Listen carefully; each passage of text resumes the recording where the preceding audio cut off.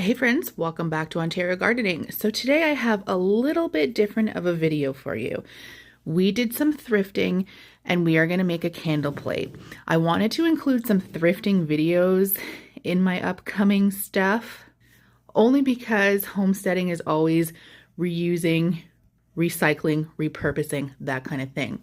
So the first thing I went, because I am obsessed with these candle plates. So we are essentially making a layered candle situation. I'm in my craft room. I like spooky stuff. This is giving all the ambiance. As you can see, it's a well-loved crafting space. The first thing we did is we went and we thrifted some old crystal.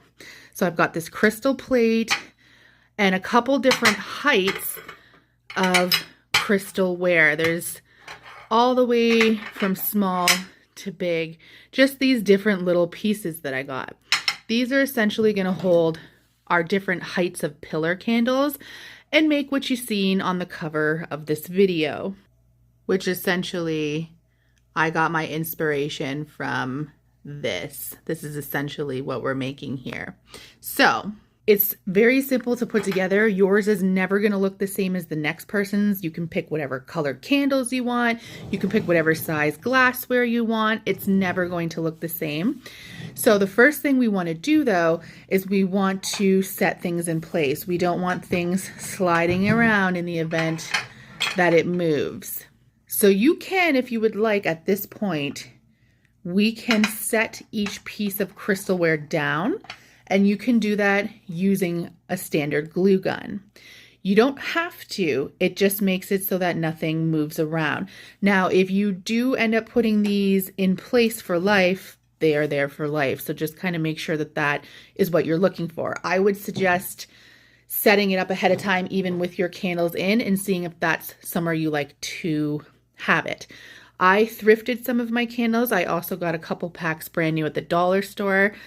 They didn't have a lot of color choice at the moment. It's something I will have to continue on with and play around with. But go ahead and get your pieces in place. Whether you want those in place permanently or not is up to you. I'm putting mine on permanently. I am a klutzy human being and I definitely will drop things. So I'm going to make sure that I have it exactly where I like it.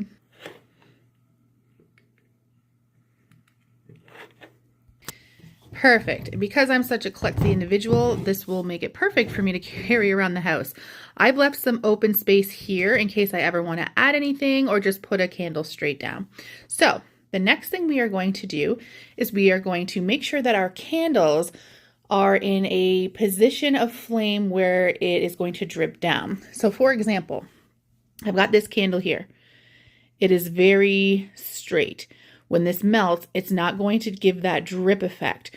You need to basically make a point so that the wax drips down. Now, some candles will already come pointed, similar to that, so that they drip down freely, and some are called quote unquote dripless, so they're not going to be as good. So what you're going to want to do for that is to just grab a paring knife. You can also use a vegetable peeler. I have a couple different options here. And we are going to want to just shave off the sides of the wax to make it a nice arrowhead type looking candle.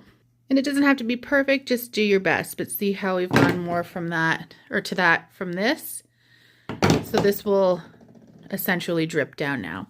Now, in order to place your candles, you have two options. You can melt the bottom with a lighter and set it in place, or you can use your glue gun again. And that is completely up to you how you do it. I'm just going to get mine all melty and then put it in place.